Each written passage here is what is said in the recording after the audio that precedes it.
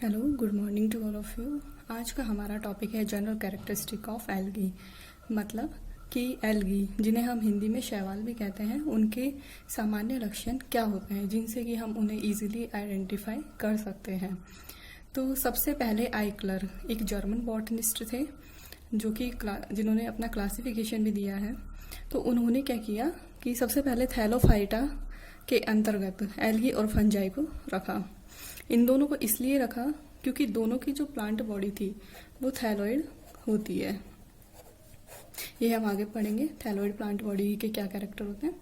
तो इसमें रखा था, लेकिन दोनों को सेपरेट करके ही रखा था कि एल्गी अलग होती है और फंजाई अलग होती है, लेकिन थैलोइड प्लांट बॉडी के कारण इन्हें थैलोफाइटा में रख दिया। तो जब हम एल्गी और फंजाई में अंतर देखते हैं तो इनका सबसे मेन बड़ा अंतर यह होता है कि एल्गी में तो क्लोरोफिल पिगमेंट प्रेजेंट होता है। क्लोरोफिल पिगमेंट, ये जो पिगमेंट होता है जैसे क्लोरोफिल ए और बी, ये फोटोसिंथेटिक पिगमेंट होता है। इनकी उपस्थिति में ही यह फोटोसिंथेसिस करते हैं। फोटोसिंथेसिस के बाद कार्बोहाइड्रेट का सिंथेसिस होता है जो कि प्लांट का फूड होता है। तो इस तरीके से क्लोरोफिल पिगमेंट या फोटोसिंथेटिक पिगमेंट की प्रेजेंस के कारण यह ऑटोट्रॉफिक मोड ऑफ न्यूट्रिशन अपनाते हैं। ऑटोट्रॉफिक का मतलब होता है स्वपोषी। जैसा कि हम मोड ऑफ न्यूट्रिशन या पोषण देखते हैं, पादपों में पोषण, तो दो टाइप का हमको पोषण देखने को मिलता है। एक तो होता है ऑटोट्रॉफिक या स्वपोषी और दूसरा होता है हेटरोट्रॉफिक या विषमपोषी। तो ऑटोट्रॉफिक तो हो गया कि प्लांट खुद अपना फूड सिंथेसाइज कर रहा है, they are able to synthesize their own food, तो इसको हम ऑटोट्रॉफिक मोड ऑफ न्यूट्रिशन कहते हैं। जबकि दूसरा हम देखते हैं कि फंजाई में ऐसी क्या वेरिएशन थी जो कि उन्हें एल्गी से अलग रखा गया। तो सबसे मेन वेरिएशन उसमें यही थी कि इसमें कोई भी फोटोसिंथेटिक पिगमेंट नहीं पाया जाता। तो फोटोसिंथेटिक पिगमेंट नहीं पाया जाता तो ये एक्लोरोफिलस भी कहलाती है। एक्लोरोफिलस कि क्लोरोफिल इसमें एब्सेंट होता है। तो जब इसमें क्लोरोफिल एब्सेंट है, फोटोसिंथेटिक पिगमेंट नहीं पाया जा रहा, तो यह अपना फूड सिंथेसाइज नहीं कर पाती।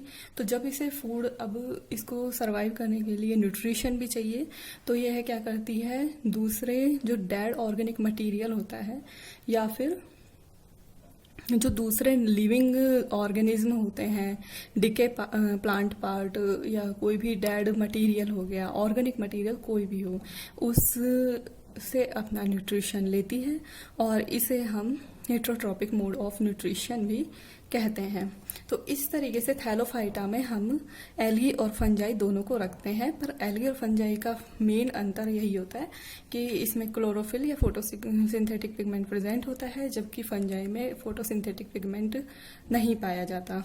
Autotrophic mode of nutrition algae में देखने को मिलता है, जबकि फंजाई में हमें हेटरोट्रॉफिक मोड ऑफ न्यूट्रिशन देखने को मिलता है।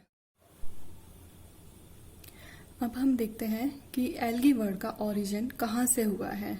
तो एल्गी वर्ड का ओरिजिन ग्रीक वर्ड एल्गा से हुआ है। एल्गा जिसका मतलब होता है सीवीड या समुद्री खरपतवार।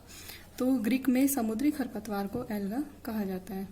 फिर इसके बाद हम एक टर्म देखते हैं फाइकोलॉजी। फाइकोलॉजी मीन्स जैसे कि हम कह सकते हैं कि बॉटनी की एक ब्रांच जिसमें हम एल्गी की स्टडी करते हैं उसको हम फाइकोलॉजी कहते हैं। और इसका ओरिजिन भी ग्रीक वर्ड से हुआ है, जिसमें फाइको मीन्स सीवीड या समुद्री खरपतवार और लोगोस मीन्स स्टडी। तो इस तरीके से इसका फाइकोलॉजी वर्ड का ओरिजिन हुआ। और फाइकोलॉजिस्ट जो पर्सन एल्गी की स्टडी करता है उसको फाइकोलॉजिस्ट कहते हैं। इसके बाद हम देखते हैं फादर ऑफ एल्गी।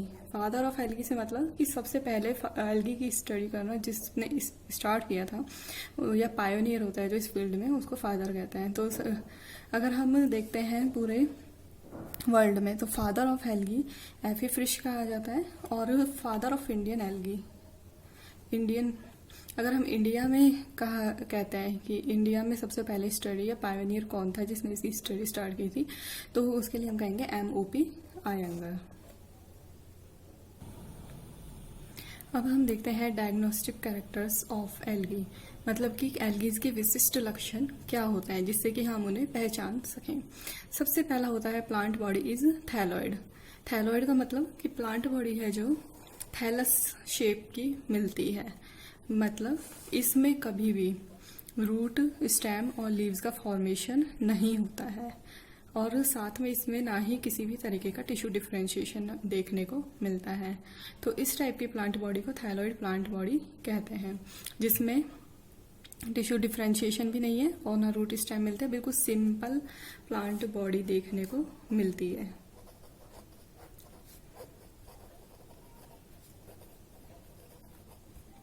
तो ये इसकी प्लांट बॉडी इस तरीके की होती है। अब सेकंड पॉइंट हम देखते हैं कि most of species are aquatic, मतलब कि जितनी भी एल्गे की स्पीसीज होती हैं ज़्यादातर उनमें से सभी पानी के अंदर पाई जाती है, चाहे वो फ्रेश वाटर हो चाहे मरीन वाटर हो, पर वो पानी के अंदर ही ग्रो करती है। इसका कारण यह है कि उनमें टिश्यू डिफरेंशिएशन नहीं होता। जब वो पानी में ही ग्रो करेगी तो वहाँ से वो इजीली मिनरल्स और वाटर एब्जॉर्ब कर लेती है। उसकी जो पूरी प्लांट बॉडी होती है वो इस एब्जॉर्प्शन का काम करती है, तो वहाँ पर जाइलम फ्लोएम भी नहीं पाए जाते, इसलिए उसकी प्लांट बॉडी सिंपल होती है और पानी में यह पाई जाती हैं। जलीय जातियाँ एल्गी की सबसे ज़्यादा पाई जाती हैं। अब हम तीसरा पॉइंट देखते हैं कि in all algae chlorophyll pigment is present. इसका मतलब यह है जितनी भी एल्गी होती है उनमें क्लोरोफिल पिगमेंट पाया जाता है।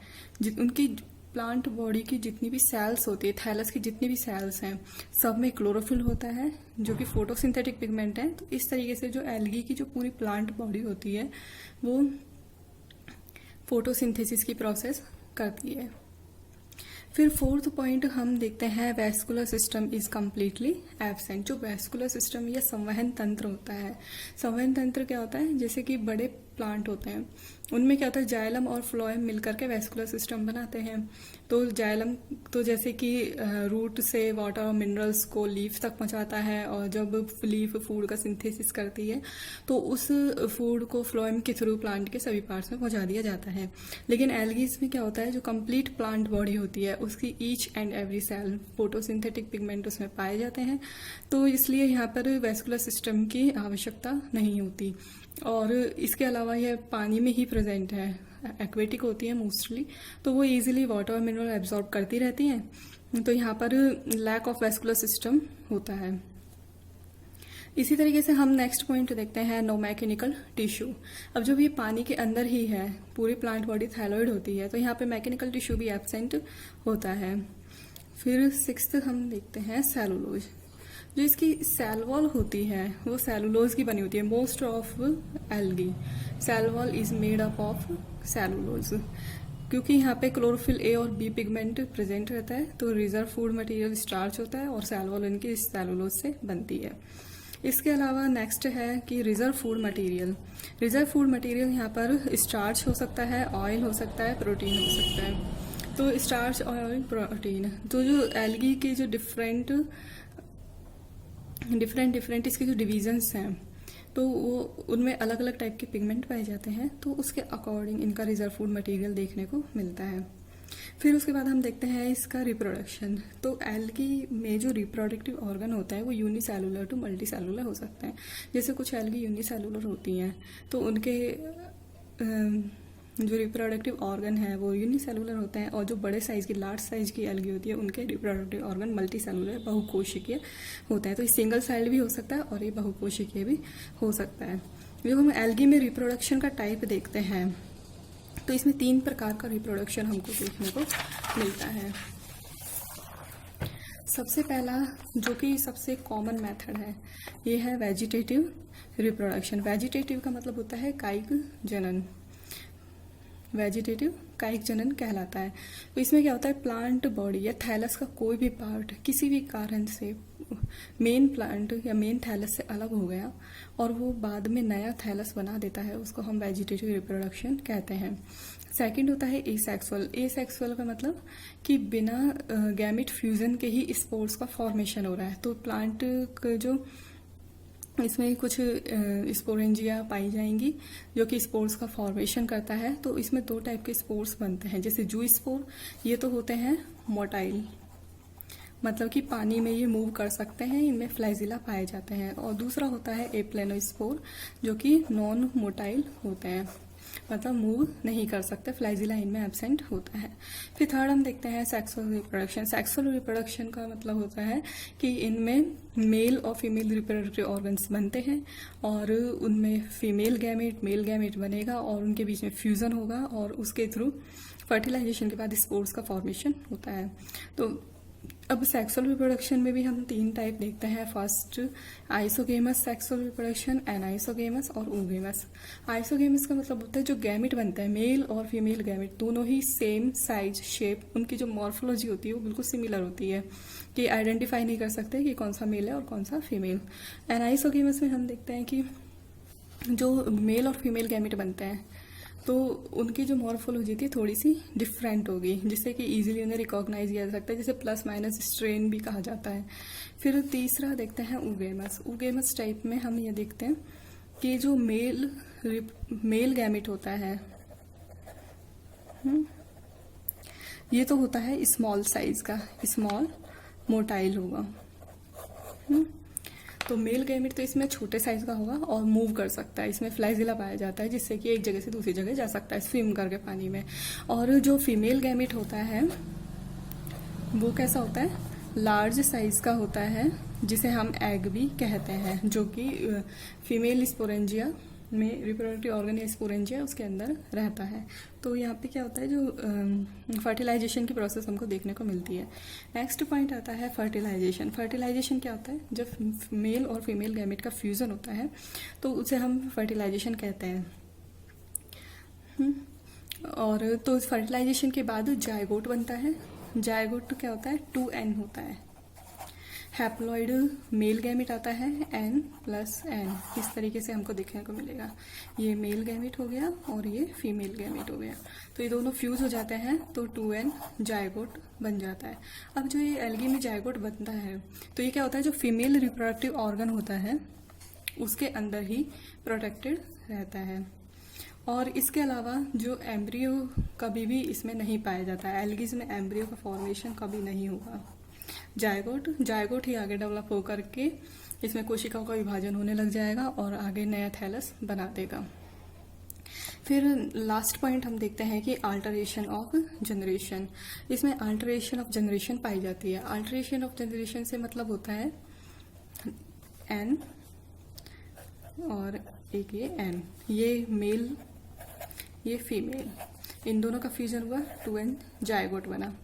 अब इसके बाद क्या होगा, थैलस बना। थैलस में अर्धसूत्री विभाजन हुआ या मियोसिस। मियोसिस के बाद क्या होगा कि तो ये जो 2n था ये हैप्लॉइड में चेंज हो जाएगा और जो इस हैप्लॉइड स्पोर से जो नया थैलस बनेगा वो मेल भी हो सकता है और फीमेल भी हो सकता है। तो इस टाइप से जो हैप्लॉइड और डिप्लॉइड के बीच में जो लाइफ होती है, एल्गी की प्लांट बॉडी की लाइफ है, उनमें अल्टरेशन चलती रहती है, कभी हैप्लॉइड प्लांट बॉडी कभी डिप्लॉइड प्लांट बॉडी। तो इसको हम अल्टरेशन ऑफ जनरेशन कहते हैं, इसे हम आगे डिटेल में पढ़ेंगे। तो ये आज का हमारा टॉपिक था, जनरल कैरेक्टरिस्टिक ऑफ एल्गी, जिसमें हमने देखा कि थैलोफाइटा में 2 एल्गी और फंजाई दोनों को रखा गया था, जिनमें सिर्फ पिगमेंट का फर्क था, नहीं तो प्लांट बॉडी दोनों की सिमिलर होती है। फिर इसके बाद कि उनके वर्ड्स का ओरिजिन किस किस तरीके से हुआ है, who is father of algae, who is father of Indian algae, फिर डायग्नोस्टिक कैरेक्टर ऑफ एल्गी, ये सारी चीज़ें हमने इसमें देखी हैं। अब आगे के टॉपिक हम नेक्स्ट वीडियो में देखेंगे।